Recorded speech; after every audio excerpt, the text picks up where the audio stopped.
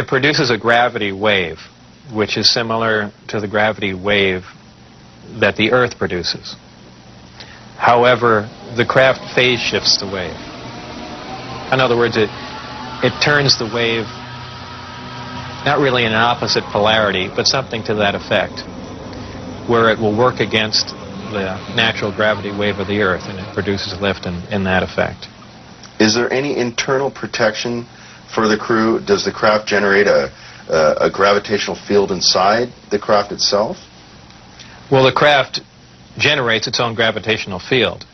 Being inside that field essentially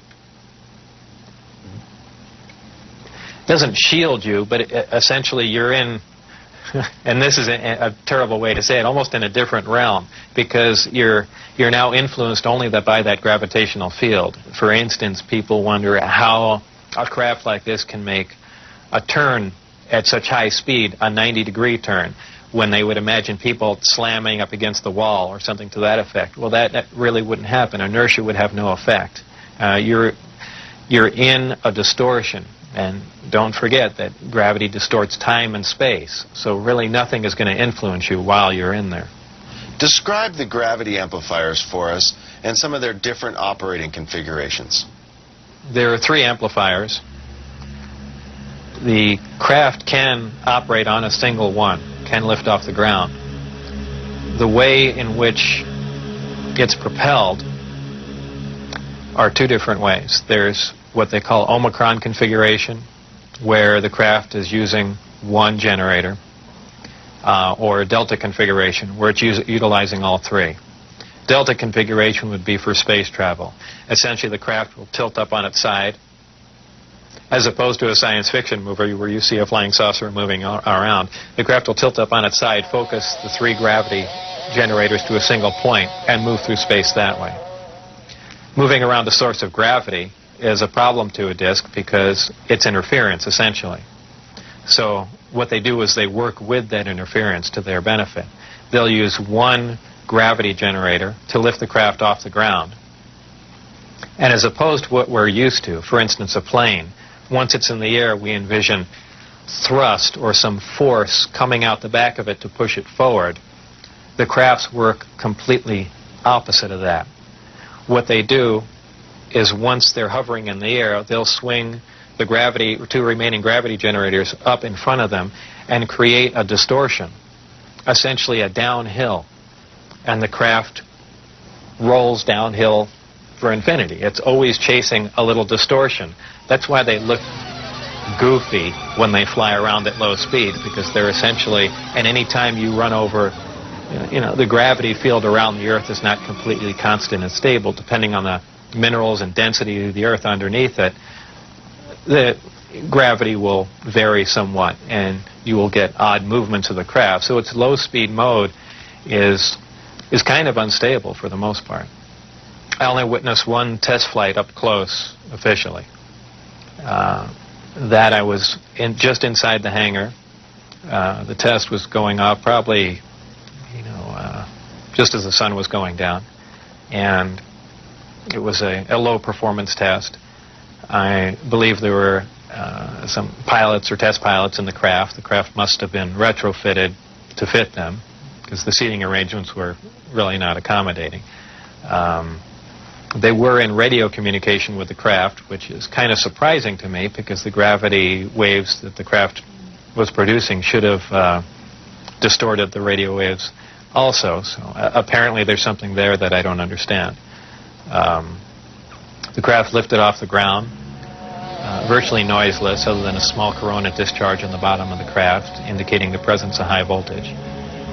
That dissipated at about 30 feet, and it stood there completely silently, and moved over to the left, to the right, and sat back down. That was the entire test. However, that was an extremely impressive test. Maybe to someone that really knows little about science or anything, that wouldn't be a whole lot, but you have to realize this craft was about 52 feet in diameter. I don't know exactly how much it weighed, but it weighed a lot. And this was quite a scientific feat, to lift something completely silently, under control, and perform a maneuver like that.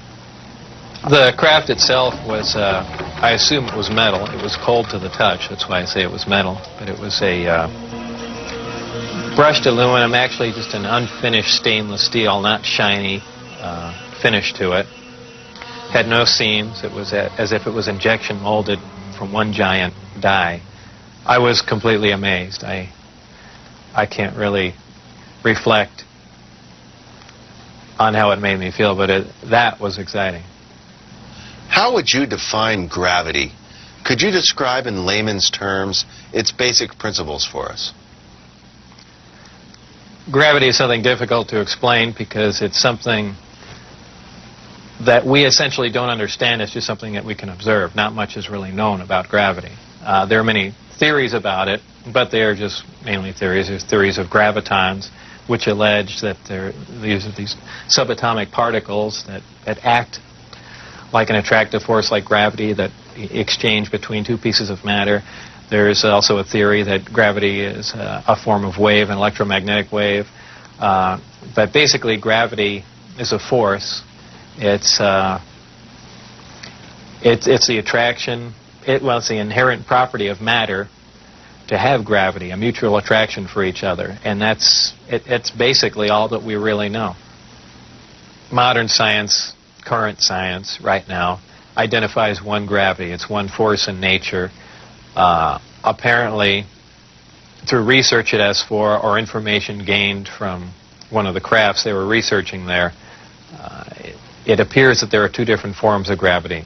One form works on an atomic scale, on subatomic particles, holding pieces of matter, holding atoms themselves together.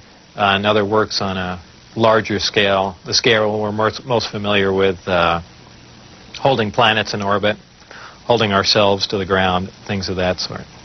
Because it produces a gravitational field, I wouldn't say the craft is invisible during the day. However, if you're under the craft, because of the way the gravity is being used, gravity bends time and space, and it bends light.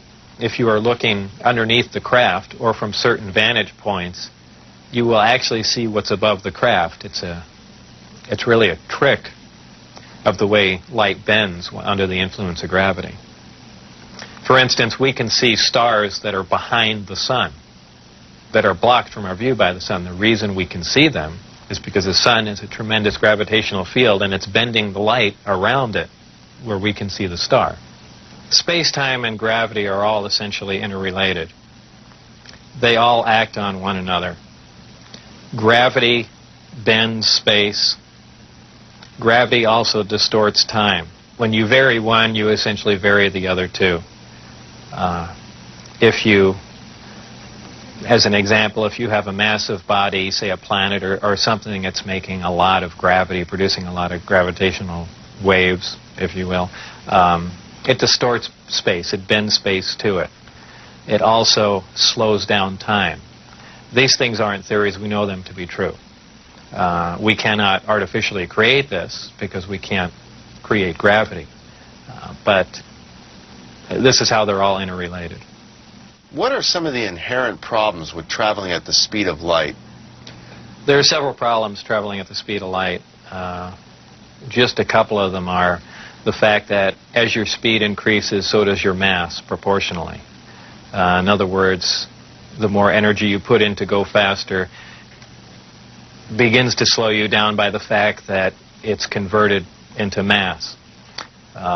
You have other problems like just traveling at such an extreme velocity, navigational problems, the fact that you might run into little tiny micrometeorites at speeds like this. They would undoubtedly destroy your craft. There's just a whole host of problems that you're going to run into just attempting to do something like that. Aside from the fact the amount of energy required to accelerate to the speed of light is horrendous. Could you briefly describe Project Looking Glass and Project Sidekick for us? Project Sidekick was another project going on with Galileo. Galileo was the project that I was involved in. Sidekick dealt with any of the weapon potential of the craft, whether or not the craft had a weapon in it or could it be used as a weapon, but it had something to do with some sort of particle beam configuration where the gravity generator can be used as a lens to focus a weapon of some sort, similar to the SDI device we were working on in the 80s, but with the potential of a focusing device using the gravity generator. And Project Looking Glass?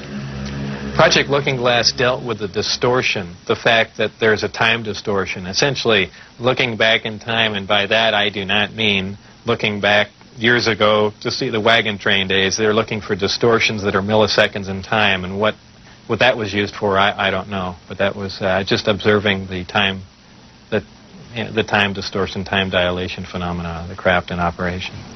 What is element 115? Is it found here on Earth, or is it strictly an extraterrestrial material? 115 is strictly an extraterrestrial material. It probably occurs naturally in some other places, maybe other star systems. Some people not familiar with science or chemistry say, well, that's ridiculous, all the elements occur on Earth, but that's not true. There are elements on the periodic chart that aren't found on Earth. I believe the Heavy Ion Research Lab in Darmstadt, Germany, has reached element 112 recently. So 115 isn't that far away. And when they synthesize it, it's not like they're making a couple ounces of it. They're talking about 1 or 2 atoms of it. To make any usable quantity of a heavy element like that is virtually impossible. Element 115 is in the top of the reactor. And the base of the reactor apparently is a small, something similar to a cyclotron. It's a particle accelerator. A particle is accelerated to high speed and then deflected up a small tube, and it's aimed at the 115. This transmutes the 115, similar to the way we do that in a normal particle accelerator. This causes a reaction, a radiation emission that we really haven't seen before. It produces antimatter. This antimatter is guided down a tuned tube and reacts with a gas. When matter and antimatter react, they convert to 100% energy. This energy is converted, heat energy, is converted to electrical power in the reactor itself. This is done through a thermoelectric converter. And this electrical power is used to power other subsystems on the craft, though there is no wiring, as we would know it. Also, that's almost a byproduct of the reactor. The reactor also sets up a gravitational wave from the 115 being bombarded. This gravitational wave is present at the top of the reactor and is essentially guided in the same way microwaves are guided through tuned tubes. And this goes to their amplifying cavities and through the projectors that are in the bottom of the craft.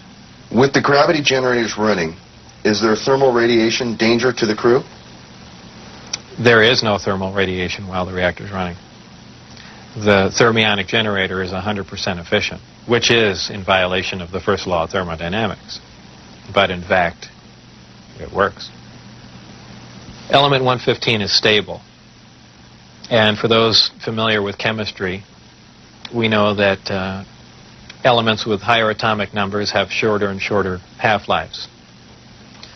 However, when you reach a certain point, they call it the island of stability. There is a place, and we've theorized this for a long time, somewhere around 114 to 116, there should be an area in there where the nucleus of the atom is geometrically stable with protons and neutrons, where it no longer decays. It's not radioactive. 115 is, in fact, this element. In fact, it does occur again somewhere around element 247.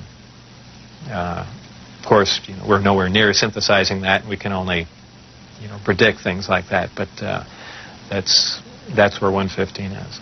Did the aliens, give us element 115 in large quantities? Whether or not it was given to us, I can't answer that question. However, I was told that we have 500 pounds by one of my coworkers. How it was obtained and where exactly it came from, I don't know. Whether it came in one of the crafts or it was separate cargo somewhere, anyone can speculate. But I was told that was the figure. You were able to get away with a sample of element 115. How much did you get away with? No comment. Nighttime test flights, unofficially, while off the base. What did you see? The test flights I saw off the base, actually the best test flight was witnessed by my friends who I had brought out there. At the exact moment the craft was hopping around and doing some really impressive maneuvers, I had turned around and I think was looking for the video camera or something to that effect. But I missed some of the most impressive maneuvers. But the craft was similar to what was done before that I had seen close up, other than the fact that it went above the mountain range, moved a much greater distance at a much higher rate of speed. How were you able to find out about the test flight schedules? The test flight schedules were told to me specifically because I was probably going to have to be present during those times. And at that time, the test flights were taking place on Wednesday nights. And from what they said, that was because that was statistically the least amount of traffic in the area. And that's all that they were concerned about. Does the propulsion system release any sort of discharge or exhaust? There was a high voltage discharge on the bottom of the craft, but as far as there being an exhaust, there was none. Why did they appear as glowing balls of light in the night sky? Well, that's kind of the same reason why a neon light or a fluorescent light lights up. What you're dealing with is a high energy source in essentially a gas atmosphere, oxygen, nitrogen. And when you apply enough energy to a gas molecule, they emit photons, they emit light. And I don't think it's anything, it's really a byproduct of how the craft operates. When it's emitting that much energy, the gas surrounding the craft emits light. The same reason why lightning is visible. You have a huge electrical discharge, and the gas emits light in the form of lightning bolt. If you were going to see one of these crafts at night operating, it would appear really as a glowing ball or just a bright light in the sky from a distance. Even close up, you'd see a glowing halo around it. This is typically what you'd see in your normal UFO sighting, if you've heard them a lot. However, keep in mind that lights in the sky are caused by much more common things than flying saucers.